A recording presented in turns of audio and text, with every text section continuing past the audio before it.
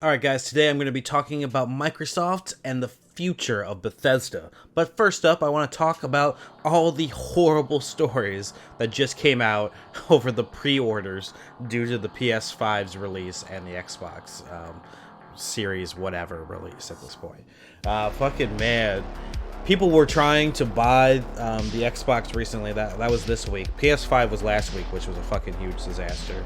But first off, I'm going to talk about Xbox. Xbox had pretty much all the same problems that PlayStation had. After boasting that they weren't going to have these problems, they were having instant sellouts show up on websites, and then also their very own sites were crashing while people were trying to buy. And I'm talking the Microsoft store here was fucking crashing. This is something that they are in control of and everything like that.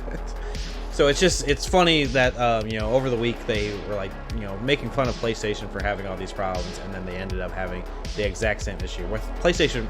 Actually people were showing that it was disappearing from digital carts. Successful purchases were coming back canceled. So I mean, gamers have been frustrated for the last few weeks trying to get a hold of the consoles, and it just hasn't worked out for them.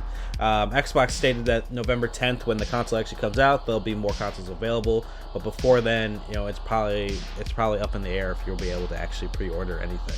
A lot of people that actually did have successful purchases without any problems have actually put their shit up on eBay at this point and are trying to sell it like for thousands of dollars. And there are people that are actually bidding thousands of dollars on these consoles, which I think is completely ridiculous.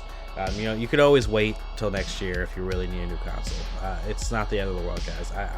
Part of me, I've been debating it because I did like the exclusives that you're getting with PlayStation and stuff like that recently. And I was like, oh man, maybe I should pick up the PS5 when it comes out, just so I can be able to stream those games for you guys and stuff like that. So I'm still debating on that decision. But I mean, Jesus, I wouldn't pay that much over asking price, like fucking like over $1,200 and above for a fucking PlayStation 5 or an Xbox Series X. I just think that's ridiculous. During all this madness, PlayStation also, there's been like a console ratio problem where retailers have only been made available 25% to 75% in favor of the disc version of the PlayStation rather than the digital. So those looking for just the digital version of the console might be struggling to buy that even further than they would with the disc version, which it's already pretty much impossible to get a pre-order of the game console now at this point anyway. So yeah, that's been another big frustration for gamers out there right now.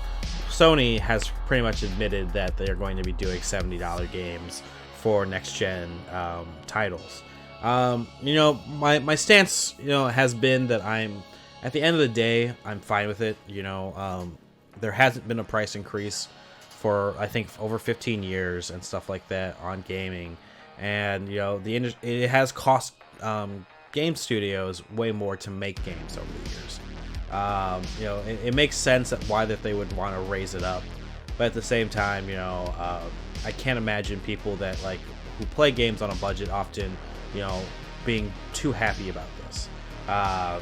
Going up to $69.99, which is awesome, but nice. It's a catch-22. I want the people that work hard on these games to make their money and stuff like that. Have the industry, if this all comes back to the industry and actually helps those who who are deserving of the money that actually put in the effort, that's great. But I mean, if all this is just to make more money for the actual the publishing houses and the corporate board and stuff like that, then I'm a little less for it. I'm already thinking of being as a streamer, wanting to play the latest games and stuff like that. Every time throwing in more money and stuff like that hurts at the end of the day. It's something unless you're making money while streaming, it's not the bee's knees when they just keep raising prices and stuff like that. Now, that isn't to say, there's game sales pretty regularly. I mean, there's usually a fall and a summer sale, and games go down by 30 to 50% quite often. So, I mean, you do have the option to buy these games at a later date. And pick them up for much cheaper, but the average gamer wants to play it day one and not be spoiled by anything and stuff like that. So I mean, it is what it is. Sony also stated that Jim Ryan from Sony also explained that they don't have any real plans going towards a Game Pass type model in their future, which it's only proving to show that Game Pass is going to be a problem for Sony down the road, because when they're raising their titles to $69.99, when Xbox is just giving you the game pretty much in a $15 subscription every month, that makes that deal sound even better at this point. Well, now, I mean, you are still paying for the game. Probably over time you'll be spending more, but the average consumer is not going to recognize that. They're going to say, hey, I paid $15, I get to play this game whenever I want, all month long. That just really gives gamers way more accessibility towards all games at that point. It really makes Xbox and Game Pass look great. But even after all that fucking craziness with all the fucking cancellations, I do have some pretty exciting news for you guys. We have buddied up with Digital Sky Podcast to give you an opportunity to win either an Xbox Series S or a PS5. To do so, make sure that you are subscribed to the Amazing Nerd Show and Digital Sky on your favorite podcast platform, and follow both of us on social media.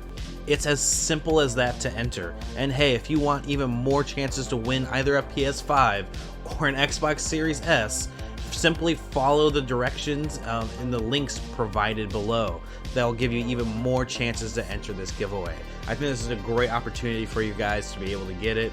I know that I'm looking forward to being able to play on next gen at some point. So I mean, this is a huge opportunity for you guys. But I mean, let's talk about something that you might actually be able to play on the Xbox going forward if you chose an Xbox Series S, and that's with Microsoft's big acquisition of ZeniMax. So yes, the news came out that Microsoft spent $7.5 billion buying ZeniMax. The deal is, of course, still in the works, but it looks pretty much like a done deal at this point. ZeniMax is the parent company to studios like Bethesda, and you know that everything that Bethesda owns and works on, for everything from Doom to Elder Scrolls, the works. I mean, this is a massive acquisition for Microsoft and for Xbox as a whole. This comes right off me talking about, Xbox doesn't have the exclusives. Xbox doesn't have, the games that make me want to go and buy an Xbox right here and right now. I've been talking about that with every conference and everything like that. They've been so focused on Game Pass and stuff like that, which this is also huge news for Game Pass as well. But I'll get on to that. PlayStation, was more enticing, as a console because it had the exclusives. Well, now fucking Microsoft has all the studios and all the fucking exclusives. This comes at a time where Apple and everyone else is really trying to get games going for their stuff. Google and everyone wants all the game studios that they can to work for them. Well, guess who you're gonna have to go through? Fucking Microsoft. Exclusivity has been reported to be kind of like on a case-by-case basis. They definitely still have a bunch of timed exclusives for the PlayStation, with Deathloop and a couple other games. So we'll see if any of those deals change, but I doubt it. I feel like they'll just run those contracts, and then probably going forward they'll make sure things are more geared towards the Xbox exclusivity. It's everything that all the Bethesda titles will be coming to Game Pass. All future ones will be coming to Game Pass like day one. So I mean, that makes Game Pass, like I just said earlier, look fucking amazing. This all ties together because I mean, come on, this is huge news for all future Bethesda titles. There's a ton of unannounced games that haven't come out yet, that they haven't announced or anything like that. This is a big acquisition. Now, hopefully, maybe Microsoft can push Bethesda to start finishing games before putting them out, so that we don't have a huge fucking buggy mess like Fallout 76. But we'll see. I'm excited by the news, but at the same time, I got a little scared. You know, I was like, oh my god, are they going to start making these games, you know, like Xbox locked, like you can't even play them on PC? But I mean, they do have. I mean, Xbox and Game Pass and everything has been, you know, making sure that things are going to PC and Xbox same day and stuff like that. So I shouldn't be too worried, but you know, my instinct tells me not to trust Xbox too much. You know, there's also that downside of if you play a game on Game Pass, you can't play it with someone who's playing it on Steam and stuff like that. You know, multiplayer wise. So there's always those little caveats here and there when it comes to things like Game Pass. You know, it's a huge deal. Only time will tell with how exclusive games are going to start getting. But I mean, I can only imagine what is capable now. And think about this, you know, it has been brought up a million times. I'm sure you've heard it. But, you know, Obsidian and Bethesda are now back under the same roof. What could that possibly mean? Or bring, you know, it's exciting times to be a gamer. You know, we're right at the, you know, the precipice of these new fucking consoles coming out. Tons of game titles coming out. Cyberpunk's right around the fucking corner.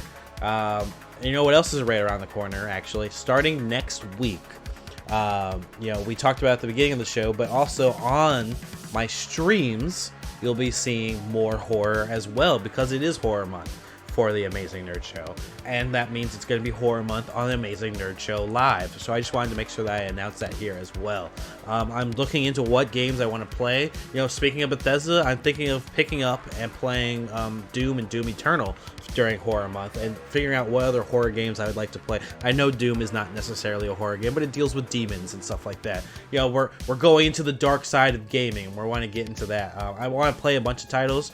I think I'm going to be adding an extra day to streaming. You know, I'm trying to work in my editing schedule properly so that I can, you know, add an extra day. I'm thinking of putting Friday through Sunday being stream days for you guys.